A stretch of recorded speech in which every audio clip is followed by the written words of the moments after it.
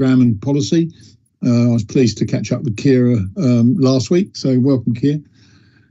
And we've got some apologies stroke substitution. So Stuart Kistrick is attending on behalf of Ellie Burrows. Welcome to Stuart.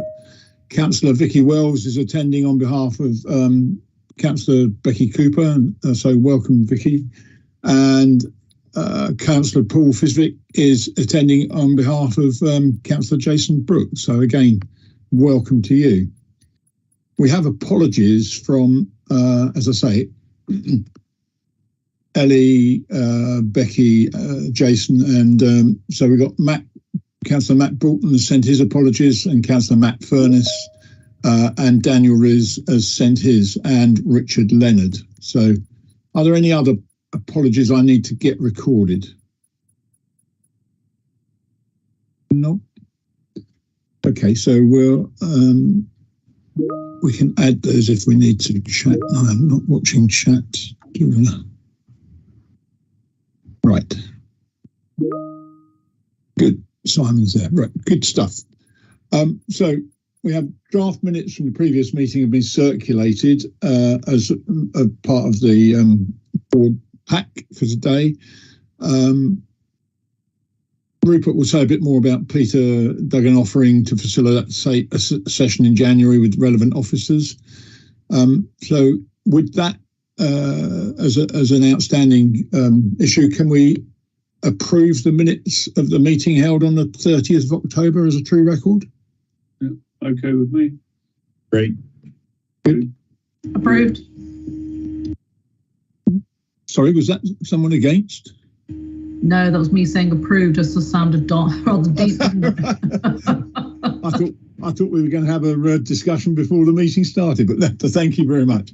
So we'll take that as a full approval. So now's the time if we have any declarations of interest. And so members, is there anything that anyone wants to record? None. We have no statements from public. So now we come to the main part of the business today, and I think just before Rupert takes us into it, well, I also wanted to say to colleagues from transport authorities, I'm also very conscious of the pressures that we're all under at the moment. But I hope when you see the business plan, you'll see the benefits of us still contributing to the running of Transport for the South East. It is a significant pressure. And when we've got children's and other demand-led services pushing hard at their budget, there is the temptation to have to make cuts in other areas. So all I urge you is that we all know that actually all of those other services depend on good transport links, and I think that TFSC has proven its weight in delivering some of those, and we are at a critical point and would want to continue. So again, it's not that I don't understand personally the pressures. I've got a lot of pressures, as I'm sure most leaders and councils have. So again, thank you for your continued support, and hopefully we will be able to bank on that going into next year. I'm going to ask Rupert to take us through the item, and then we'll come back for questions as soon as we get through that. Thank you. Well, thank you, Chairman. And once again, thanks to board members for attending this extraordinary meeting. It's much appreciated that so many of you are here. Just by way of background, the DFT produce business planning guidance that sets out the role for STBs, the only exception being Transport for the North, who, as you know, is a statutory body. But the 6 other subnational transport bodies across England follow this business planning guidance that sets out advice on how to draft a business plan. It also provides guidance on various work streams and also sets out priorities for the government and the department.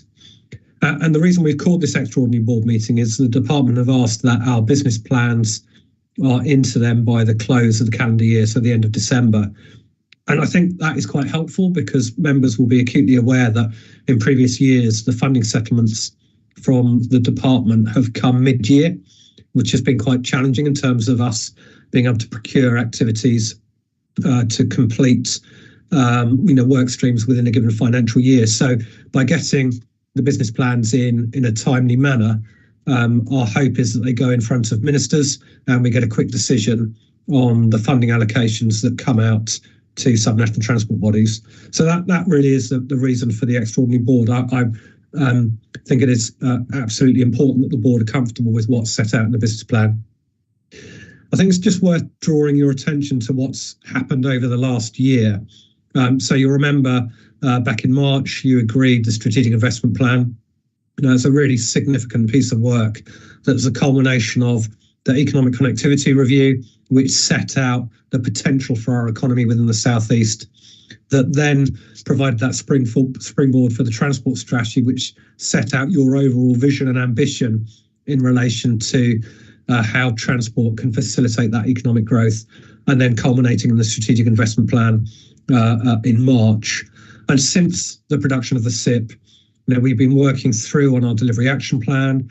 We're developing a prioritisation board tool, which the board have already had some sight on, which will be coming back to you, incidentally, in January. Developing that analytical framework progress. So that's providing the evidence base, the analytical information that we need, that you need as transport authorities to get your schemes up and moving. We developed EV charging strategy, regional active travel.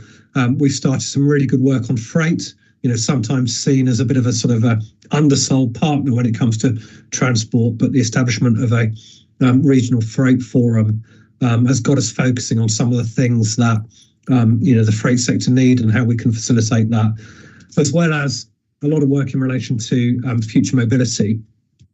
So as we move into next financial year, the department has set out a number of priorities for us around levelling up the economy, growing it, and providing that first-rate piece of transport infrastructure within the region.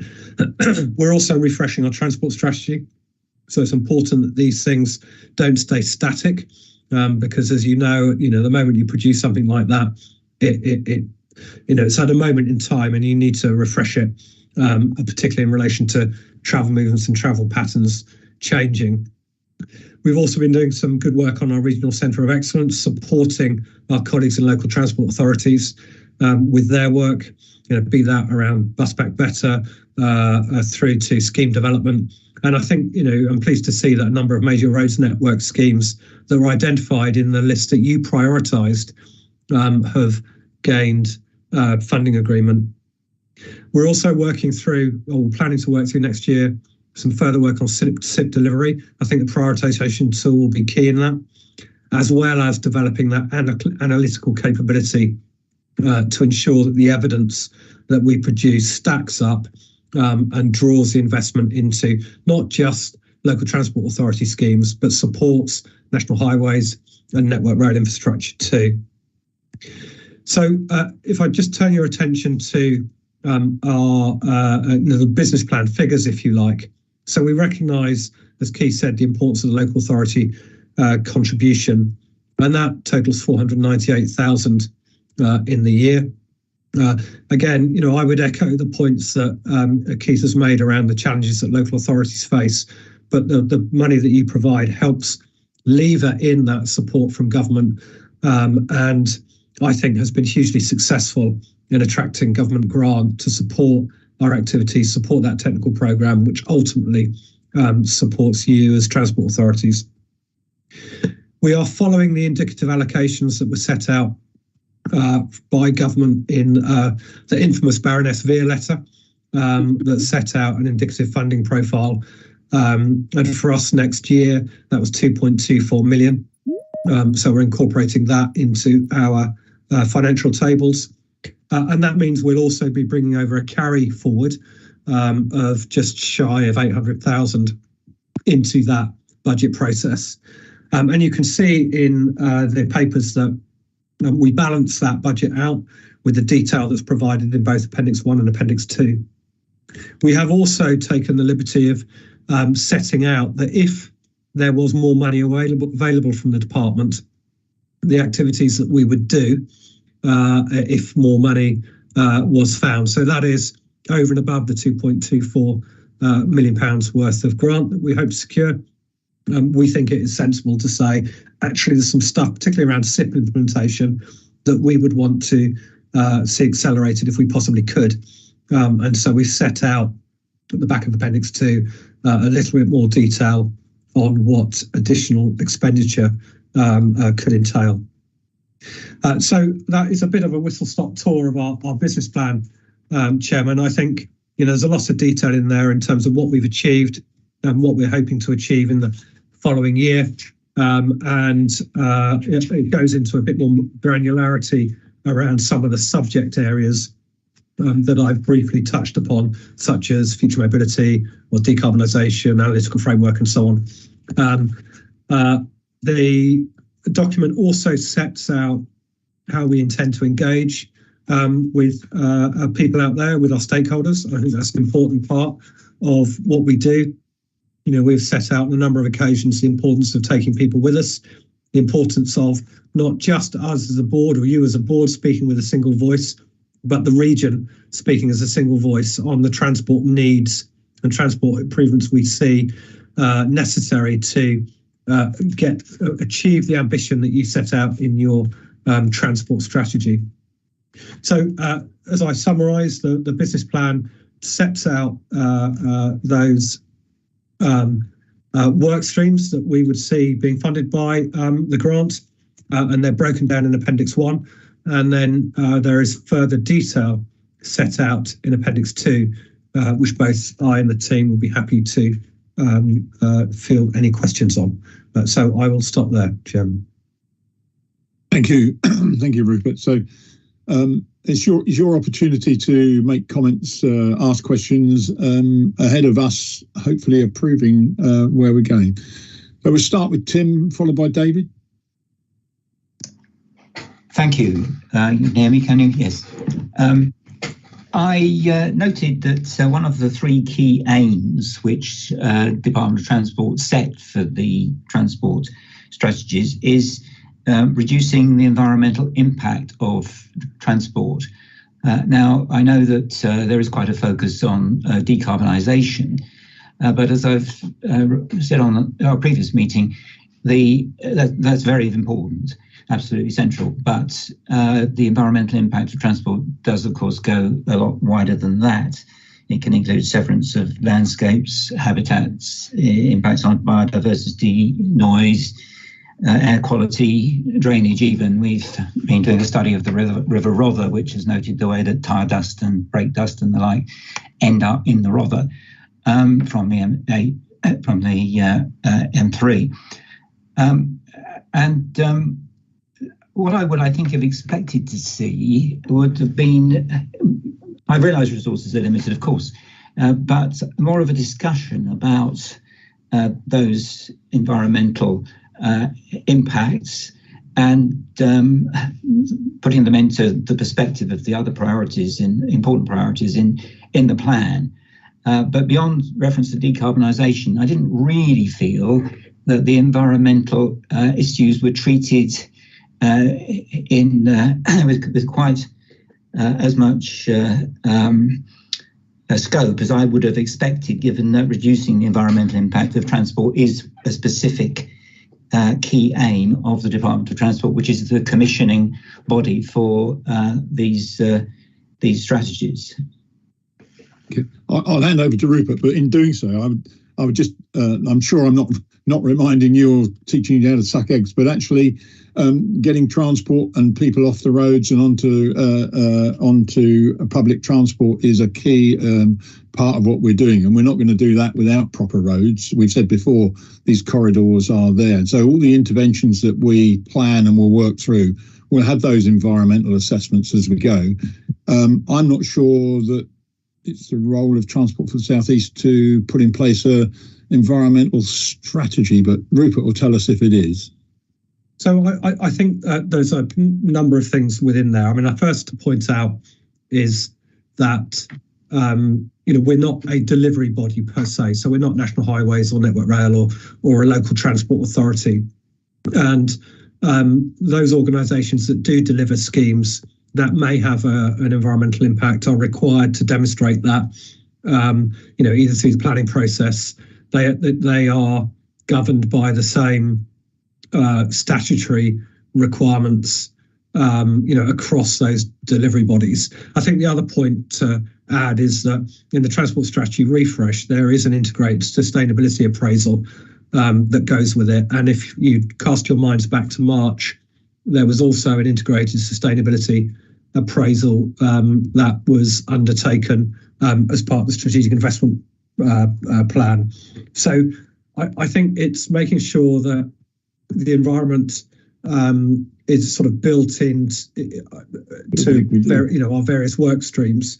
And you're right to say that decarbonisation has been a key element of that, but it's also not taking away the responsibilities from the delivery bodies who are required, under the NERC Act or other elements of legislation to ensure that as they implement schemes, they're considering the environmental factors that you mentioned, such as sewerage and the like. So I think probably what the chairman has said, that it's making sure that those responsibilities are laid where they are best delivered.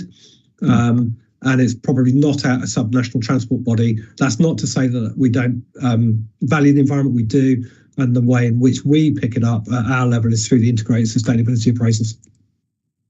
Could I just come back on that? I, of course, absolutely understand the economic case for roads and indeed environmental case for roads, and I wasn't challenging that at all.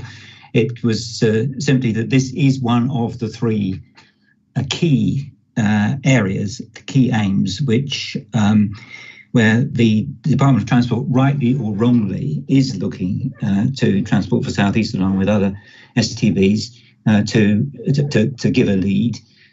Not, of course, to execute the actual projects and the like, but perhaps one could say to set a tone, to strike the right note. And I just leave it there, really, because I think I would have expected a little bit more in terms of exploring the environmental risks and what is and indeed is not within the scope of Transport for the South East to intervene. Thanks. David. Thank you, Chairman. Sorry, I'm David Roby, KCC. Obviously, Transport for the South East has spent a lot of time and effort developing transport strategies and all sorts of other strategies. And I wonder whether or not the focus now should be on actually implementing things more, particularly given what the Chairman said earlier, and I wholeheartedly agree with from a KCC point of view, which is the constraints on budgets for all sorts of reasons that we know about. So when I look at Appendix 1, I find myself thinking there are 3.5 odd million. I can hardly read it, like 550,000 on SIP implementation, which doesn't seem to me to be all that much. And yet we have 277,000 on analytical framework, 237,000 on freight, 134,000 on EV infrastructure, 276,000 on centres of excellence, 900k in total. And I wonder whether that money would be a lot better spent on SIP infrastructure rather than on those areas.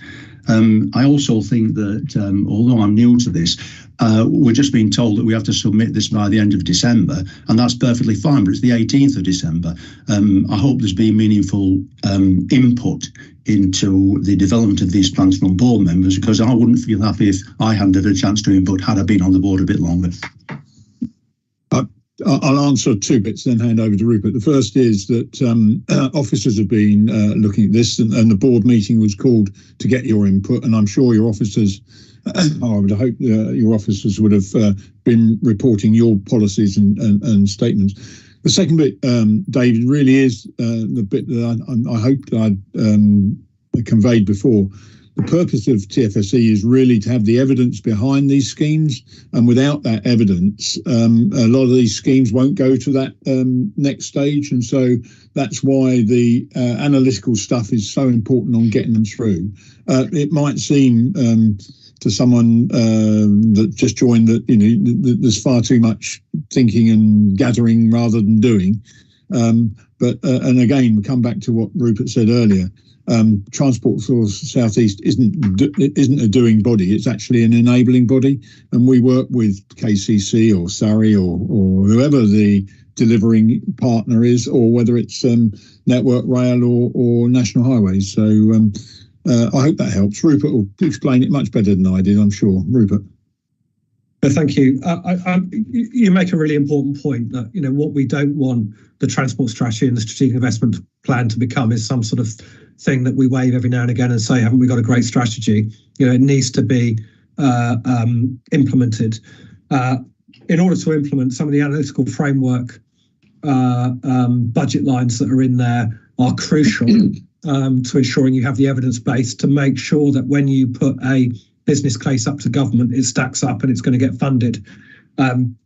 We have put 350,000 there's actually 550,000 in total for SIP delivery, of which we're saying 350,000 should be funded by DFT grant. We also, taking your point, David, that you want to see stuff delivered, at the back of Appendix 2, we have highlighted that if we can secure more funding, then we could put that into implementation to support you and colleagues in local transport authorities in developing the business case. The other thing I would say is, and this isn't within the business plan because it's very early stages, is that we recognise that the pressure on publicly funded infrastructure is growing. We've seen that with potential reductions in money available for national rail schemes or network rail schemes. Potentially, we're seeing that with national highway schemes as well. As local transport authorities, our capital budgets are also under pressure. The ability to borrow in the way that we once had is more constrained because of the cost of borrowing and the pressure on revenue budgets. So we're doing some work with some private sector colleagues and using some of the schemes from the SIP as case studies to figure out how we can develop private funding into some of those infrastructure asks. Now, it's very early days, but the idea of that is to take the pressure on the public purse for funding infrastructure, and that's all incorporated with this implementation. So in short, I would say, I recognise the points you're making. We want to crack on and support you in implementing schemes within the SIP. We have put in over £500,000 currently stands in the budget. We are seeking through, if there is additional funding available, we would seek more to bring more schemes to fruition or to support them through their business case process. Thank you. May I come back, Chairman? Yeah, please do. Only briefly. In the process, obviously it's an annual process, and I'm sure we'll start the process next year. Can I ask that we start a bit earlier on some of these things? Because certainly, speaking as one member, I'd like to have more input, and obviously I couldn't have had it before, but I'm very willing to engage with it. Thank you. I'm sure we'll do what we can on that. Thank you. Councillor Wells, Vicky. Thank you. Yes, thank you, Chair. Just to echo Tim's earlier point in terms of the environmental strategy, really, and also as it leads into the private infrastructure work as well that was just mentioned. But have we got any commitment to build sustainable urban drainage SUDs into any of these work streams, specifically in relation to road surface runoff impacting and polluting these local watercourses? So I understand I'm here, in lieu of Dr. Cooper, but it's really important to us as a local authority that we integrate this in locally on our patch in our borough, and so the expectation is that it's replicated in other areas of infrastructure too. So my question is about SUDs and the environmental impact. Thanks. I'm sure Rupert will answer, and what we're not doing at Transport for the South East is doing the job of the local transport authorities. Now, so we're trying to implement the broader strategy and implementation. Rupert, do you want to pick up on the specific? Well, it's sort of on a theme really, that the work that Transport South East do focuses on the strategic infrastructure needs for the region to facilitate that economic growth. So that typically is focused on national highways network, so trunk road network, rail network, and major roads network. for most of the issues that you mentioned, the local transport authorities are best placed to answer the question about sustainable urban drainage schemes. I do know that water companies, so particularly in your area, Councillor Wells, Southern Water are looking at how they can potentially take surface water out of the drainage system, which again, causes capacity issues when you've got and causes storm overflows. So there's a number of things that are going on, but are probably better placed asked of the local transport authorities. Yeah, thank you. And just to come back, completely take the point, but that we need to have this kind of embossed somewhere as an expectation, though in your strategic overview, we should have a leading expectation that we are supporting nature, to that level. So, and I think the integrated sustainability appraisals are the right place to identify those broad, high-level environmental impacts that then delivery bodies need to focus on as they take their schemes forward. And many of those schemes will end up in a planning process, and they will be expected to demonstrate how they are, incorporating those environmental issues into plans and the like. So I think we've got the balance right. I think the risk of going down to a further granular level is you're effectively dictating the design of a scheme to a delivery body, and that doesn't feel right. It's for the delivery bodies have responsibilities under a number of environmental regulations and legislation to make sure their schemes are right. And the integrated sustainability appraisal, I think, helps supports them doing so.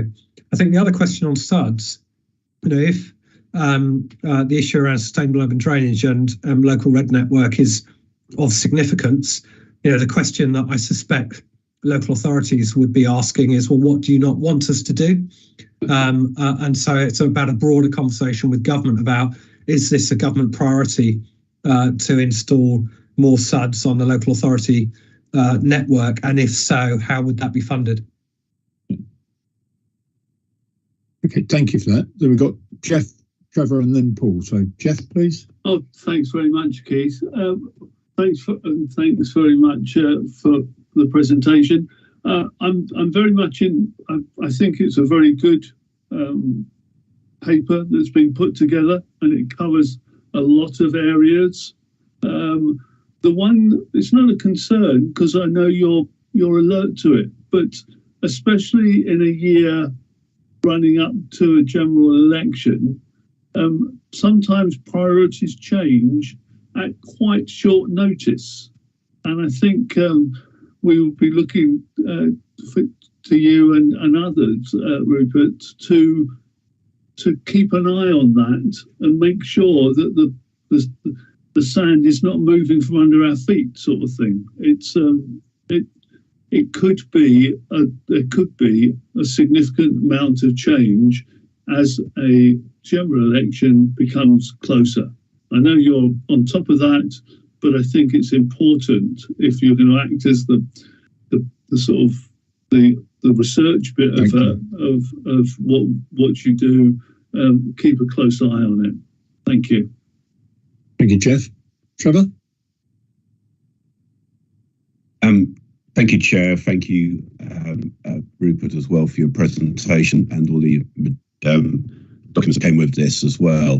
There's a few things I really want to emphasise. So I think in acknowledging that the financial strains on local authority are very real, and that has got great implications, but I want to give some assurance and brighten and hope for looking to keep to the sum as presented, because we need to see this as a vital part of our infrastructure, working with the transport in the South East, because good links with our city, rail and road in particular, are essential for our economy and for others here as well. So we do value this important forum. So I'm just looking through your key objectives, our key objectives: to unleash and unlock investment, as you described, and then obviously the structural investment plan, or SIP. The Centre of Excellence, I think, is a really good place to pool excellent standards here as well. And the decarbonisation. So you mentioned the decarbonisation playbook tool, and what South East Decarbonisation Forum, which I'm not connected with, I don't think. There's a couple of points I want to just pick up on. One is in relation to decarbonisation, and I'm not mindful of the outcome of COP28, where they're calling on all countries to move away from use of fossil fuel. And I know that won't be necessarily implemented into government policy yet, but it's still a big statement that obviously Britain is party to, and it may see how it filters down. So I imagine the decarbonisation pathways here are quite vital. But the concern I have is the pace of change in relation to perhaps EV charging points in our motorway system. That's one example. I'm thinking of some Clackett lanes where you've got maximum of 5 charging points at very, very slow 44, 45 kilowatt hour. It's really not very comparable with our neighbours in France, for instance, where you got 180 kilowatt hours on the motorway. Charging points, where it'd be 8 or 9 charging points on the service station. So the contrast is very apparent, and I think there's a lot to do in decarbonisation. But also encouraging more people to take public transport and really building up the infrastructure to think through better and alternative routes. I do have in mind when I say that something like the Lewis Upfield line to enable a second route out of Brighton to London. Maybe something to consider. But also picking up a comment made briefly in relation to Vicky question about SUDs. I don't see that as an either or. You're going to take money out to do something else. I think as infrastructure is installed, you can include SUDs, as we encourage them to do with developers. I don't think that's necessarily a substantial additional sum. It's just a decision in the design process. So I sort of question whether that's, it's got something else to enable SUDs to go in. But that really isn't a sort of reaction comment to Vicky, the comment that was made there. But I just do want to emphasise that but thank you for this what Transport South East does. Emphasise our commitment to that as a city, but also keen to work through and ensure that you've got decarbonisation process within this over reasonable timeframes. Thank you, Trevor. I don't know if anybody else found that very difficult to pick bits and pieces up. You were in and out, but I think we got the... Oh, sorry. No, Rupert, I think you've got enough there, did you? I did. I mean, there's some really important points. I don't know how COP28 will manifest itself in either legislatively or in policy terms. I think the key for us is we know that transport contributes significantly to overall greenhouse gas emissions. The work we're doing on EV strategy work, charging point rather, and I think freight is quite important. So your bits about motorway charging on freight for cars rather is applicable to freight as well. And if we're going to make that stride into the freight market, then not only is it number of charging points and the speed at which they can charge, it's the frequency as well. So the distance between charging points not only benefits freight, but it's this whole which is still out there, the issues that people have, whether rightly or wrongly, on confidence, of what do they call it, charging confidence. How long am I going? Is it going to last before it runs out? So we've got a number of strands of work going on that. The bit about public transport, yes, we still find ourselves, and the evidence, all points to this, that the cost of motoring is disproportionately more expensive than the cost of getting public transport. So as well as the infrastructure, and you mentioned Lewis Upfield as a good example, there's also working with government to understand what we can do in terms of how the fare and the commercial arrangements are. So we really welcome the government's decision on the back of Network North to sustain the £2 fare cap. I think that is crucial in a world where the bus sector is still on that upward recovery post-pandemic. The question then is, how do you make that more attractive in relation to rail, given that a relatively small percentage of the population use rail over bus and private transport? So I think lots of issues there that we're either working on. I too am interested, like you, to see how COP28 manifests itself over the coming months. Thank you. Thank you. Thank you, Trevor. Paul? Yes, thank you very much, and thank you very much, Rupert, for your presentation. It was very helpful. In the business plan on page 27, which is a series of tics, my question is around the weight given to those particular boxes, and looking at active travel and the third box, the improving transport for the user. Active travel only has 2 ticks, and my thoughts is that if we're developing and delivering active travel schemes, corridors to LTN 120, that standard is going to bring significant benefits to all our transport users. It's going to bring safer roads. It's going to bring in a suppressed demand for more walking and cycling, and particularly with reducing shorter journey times, there'll be improvements for people who actually need to use motorised transport. So I'm just wondering what weight that is actually given in that particular box itself. So, I mean, the logic there was that active travel, whilst really, really beneficial for some people, isn't for everybody. So we agree that it supports the aims of improving transport for the user, but certainly for more long distance, or frankly, if it's anything over 5 miles or so, those sort of active travel modes tend to drop off. So we recognise that it had that benefit for the user, and that it supported growing the economy. I mean, we know there's some good evidence around active travel and increased levels of footfall, particularly in urban areas. But we felt, well, it's not applicable to every sort of mode. It's not applicable everywhere. But we recognise that it supports the aim of improving transport for the user, which is why it sort of fell into the 2-tick category. But I recognise, there might be different views on that. We're trying to recognise that there are many transport users, and certain modes tend to support a lower number of users than other modes, if that makes sense. Okay, Paul, you want to come back? Yeah, that's fine.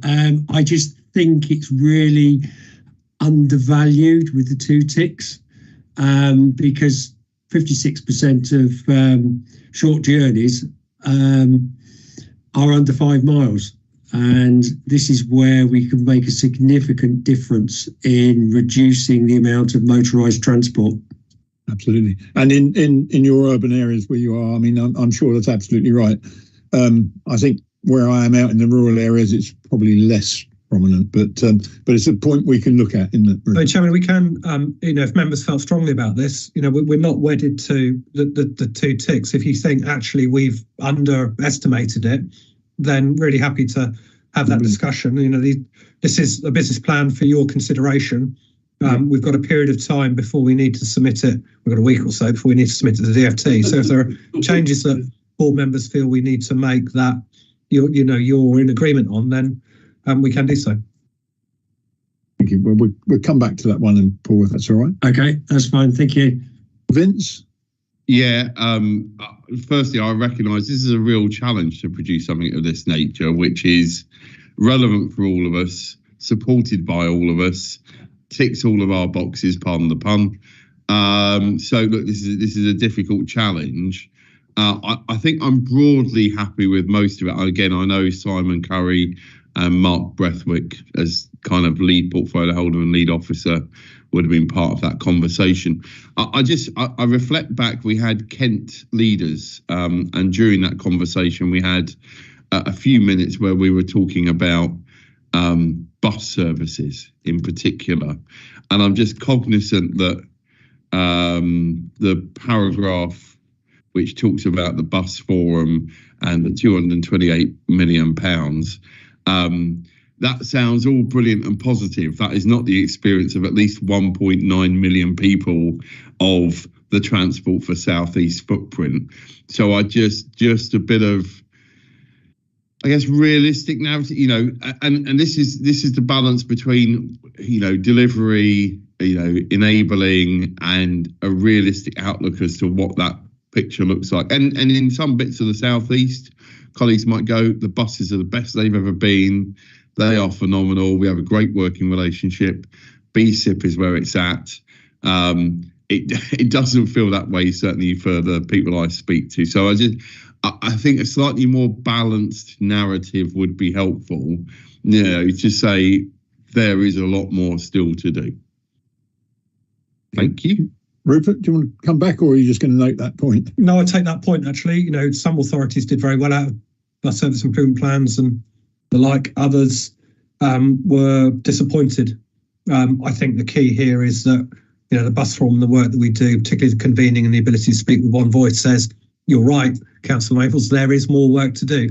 And we can spell that out in that. I've got the paragraph in front of me. We can put a little bit more emphasis on that. I think that'd be helpful. Thank you. Yeah. Gerald. Well, A, my apology for being late, and B, my apology, I'm sorry, Vince. We got lots of money out of BSIP. We got 48 million for Portsmouth, and we're 3 miles wide by 7 miles north and south. And it means we've got night buses coming back, buses on Christmas Day, starting from 5, buses at 5 in the morning, etc. So I just wanted to piggyback, Chairman, on the meeting, just as a slight warning to people. We're having problems with Southern Electric, who've turned all our on-street car charging points off, which I thought Trevor brought up. We are battling with them, but it is proving very problematic. And I just want to let people know that Southern Electric may be coming for you as they have come for us. Having had them operating for over 3.5 years, they've suddenly decided they're now against policy, but didn't bother to tell the operators. So we're fighting it through with them, but beware, they may come for you as well as us. Really helpful. Thank you for that, Jeremy. We've got the other Vince now, Vince Lucas. Vince? In answer to the other Vince, just to pick up on the bus thing, I think at a previous partnership board meeting, we did say, I think Daniel and I both raised concerns about the disparity in bus services across the region. And in response to a question there, we were told that the refresh of the data strategy and the transport strategies next year would include looking at bus penetration. So I think it would be really useful within the work package next year. We were just looking at access to bus services across the region so that we can see where those disparities are. Portsmouth sounds wonderful. In the place I live, which is just 6 miles from Maidstone, we lost all our bus services last year. There is a wide disparity on the region that we just need to be able to map to make sure that the interventions are in the right places in the future. Thanks, Vince. Vince, Portsmouth is wonderful. Yeah, I think we got that message. Excellent. Rob? Pick up on a few points, and Gerald, that's really useful information, so thanks for that, and that sort of heads up. I think we'll all be a little bit nervous about that. A couple of bits I want to pick up.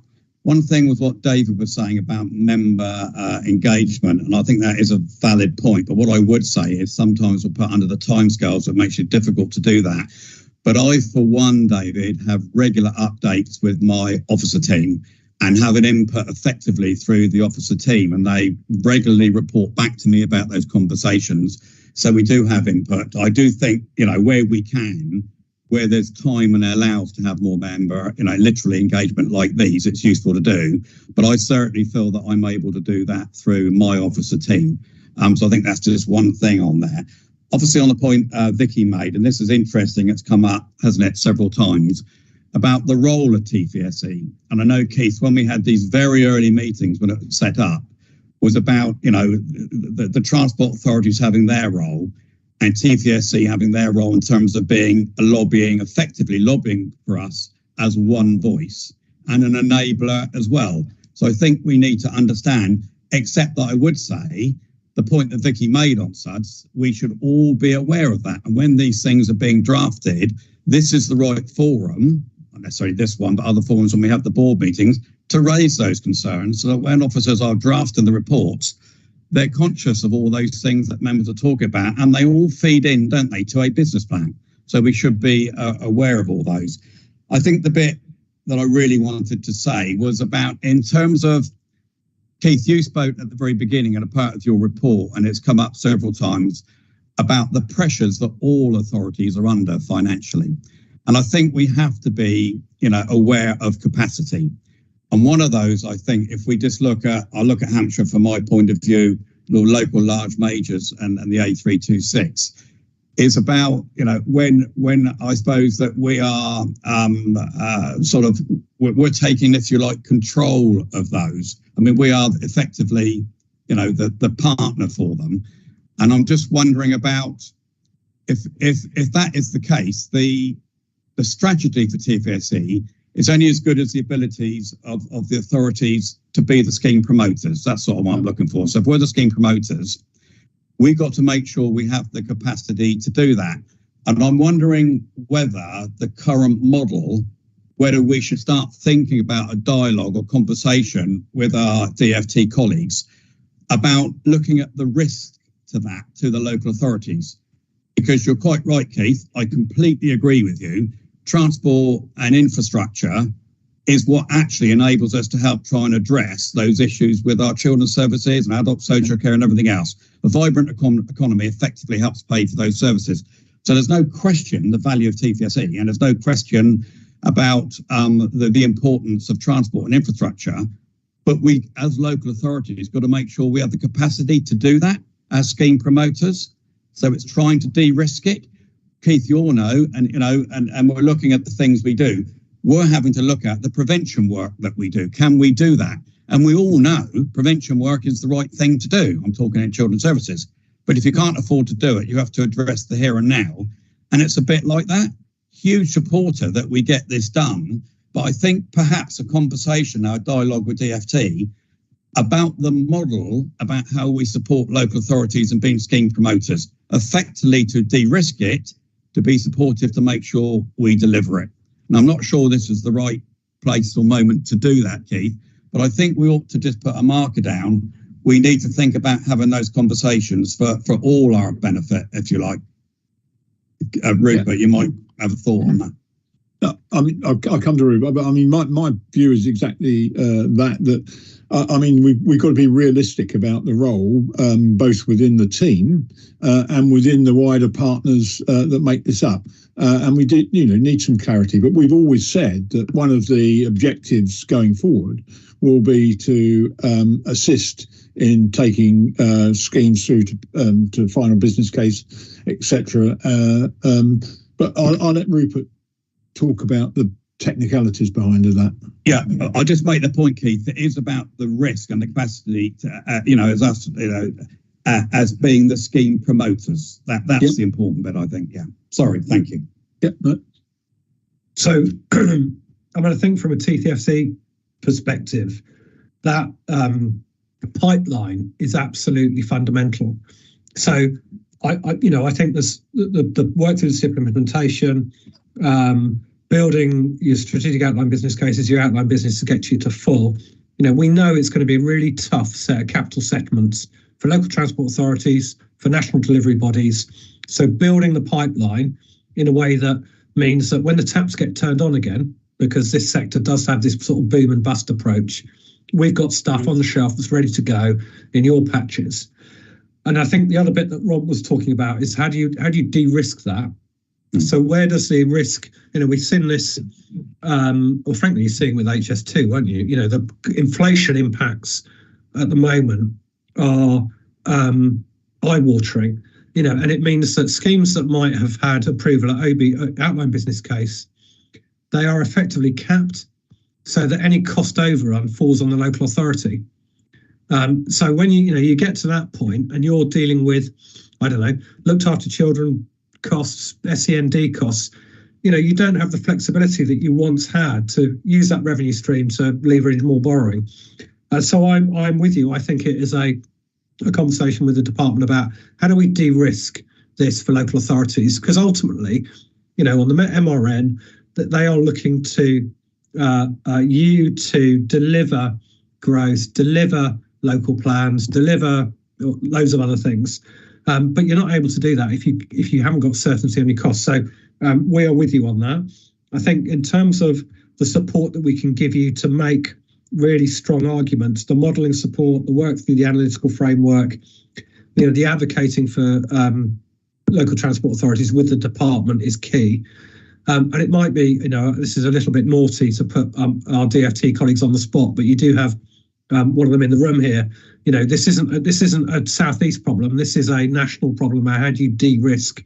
And it might be something that colleagues from the department might wish to offer a view on. Is there anyone wants to answer, or shall we take it away and come back? No one's right. Dan. Yeah, I'll come in there briefly. I mean, just to say, this isn't really the right form for us to get into any detail about that. But I think, as Rupert says, the issue that is flagged is a known one, and the sort of the challenges that development costs and everything else pose, again, are widespread, not just exclusive to TFSE. So yeah, I mean, I understand the position you're making. It's something that would need a further discussion with the kind of sponsoring teams who handle that. But yeah, noted. Dan, thank you Keith for that. Yeah. Sorry, can I come back? And Dan, thank you for that. And I realise this isn't quite the right form, and apologies for that, but I thought I'd just sort of raise to sort of set it out. I mean, Keith and Dan probably know, we've got a £100 million scheme. We're working with National Highways or Highways England in terms of a large housing scheme. We had contingencies and a safety valve. And because what happens with inflation, that there could be a £10-15 million shortfall. Yeah. And I can't sit here as leader and put the council taxpayers of Hampshire at risk on that. Now, and that's what I mean about being the scheme promoter, and sort of we're delivering that one as well.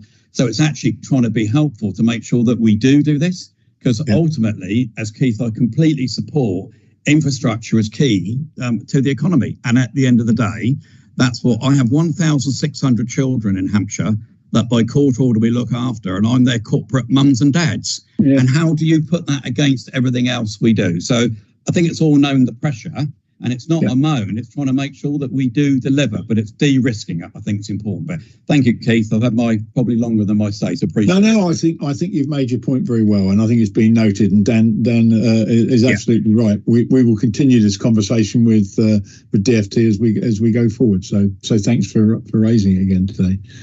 And thanks to Daniel. Yeah, thank you. I don't have any other hands up.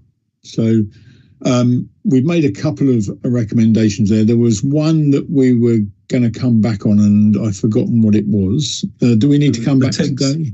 The active travel ticks. Yes. Yeah. So do we need to have a discussion here? Is it? I mean, I'm not sure I would know how to deal with it, Rupert. So a suggestion? I mean, I think the point that, it's a bit like bus travel, isn't it, across the region, that you've got those that have a fantastic bus service and those predominantly in the rural areas that don't. And active travel is similar in a way, isn't it? That in the urban areas you can find that, generally you've got more space to apply things like LTN 120. You try and do that in a rural market town, it's a very different prospect. So active travel is great for some people, but not everybody, and that's what led us to the 2 ticks. But if board members feel that we've got that wrong, then I'm really happy to increase it. It's just that context that was behind the 2 ticks. It doesn't mean we don't value active travel. We do, and the regional active travel strategy is going to be an important component for us.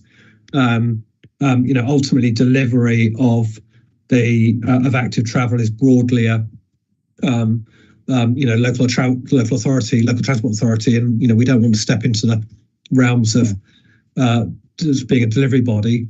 And then ultimately, you have to look at the mode share for something like active travel. It's only 1% mode share. That's not to say that that's good or good enough. It needs to be better. But when you set it in that context, does active travel is it worthy of 3 ticks as opposed to 2? It's probably fairly marginal. Yeah.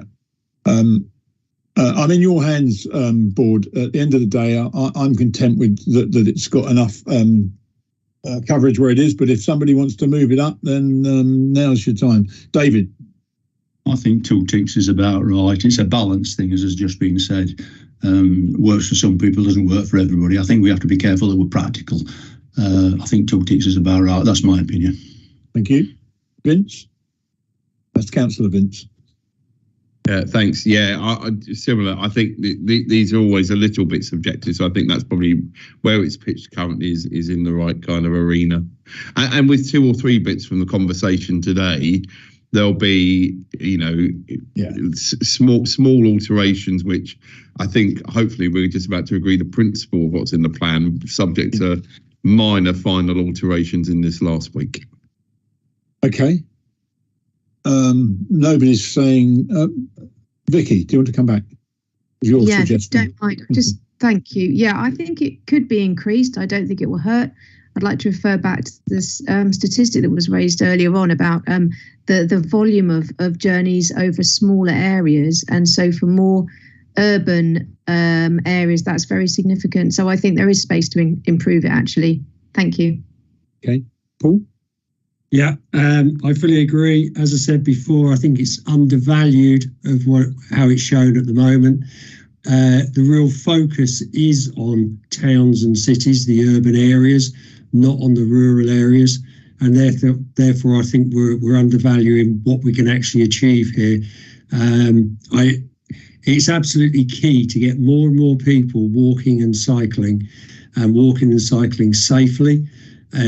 Giving that encouragement. There's a huge suppressed demand of people who've got bikes but actually won't use them because the roads are not safe enough where they live, and where they live is the urban areas.